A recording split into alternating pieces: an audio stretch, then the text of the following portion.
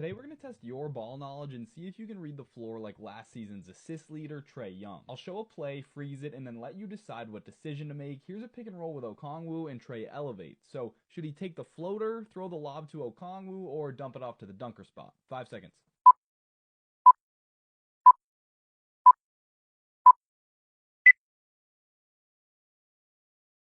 We know Trae's one of the best lob throwers in the league, but typically you want to throw the lob when the roll man gets behind the defender. And right here, AD's in pretty good position. If Trae were to throw this lob, he'd have to kind of lead it out towards the rim, and AD's a freak. He could probably turn around and make a play on it. So now should Trae take the floater? Well, Naji Marshall fully jumps and commits to that contest, and that leaves Mo Gay open for this 1980s looking jumper. And if you want to fix your jumper, I'd recommend downloading the Swish AI app to get instant feedback on your form. But here's another pick and roll, and Trae probably has 3 options. Riza Shea spacing to the corner, Okongwu down low, or a skip to the far corner. What do you think?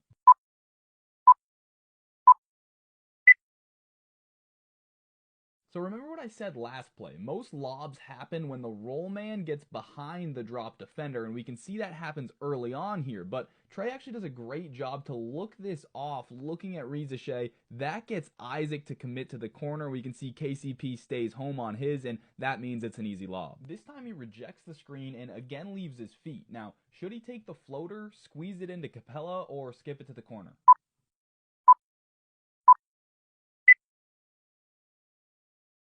All right, this one's filthy. Okoro jumps the screen, and it's a nice cross to get downhill, and now he does his little, is it a floater or is it a lob thing, but when Niang sinks down like that, it's neither. It's actually a skip to the corner, and that is just beautiful. This one's off a cut, and there's really only 2 options. Should Trae take the floater or throw the lob?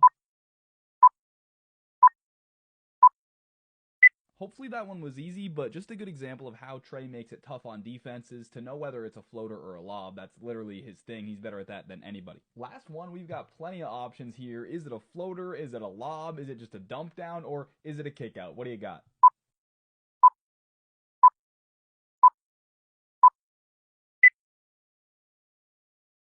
Just nasty here again, and Trae's body language sells this as a floater. Jumps off that foot, eyes at the rim, he brings the shoulders up, and Okoro buys it. He thinks that's a shot, but now Trae checks down low, sees Capella, and he sees Garland is not a rim protector. He's not going to be able to do anything with Capella, and even if he was a rim protector, he's in the passing lane to Riza Shea. That's not open, so it's just a dump down, and it's an easy layup. Let me know in the comments how many of these you got right, and if you want to see any other players in a format like this, let me know.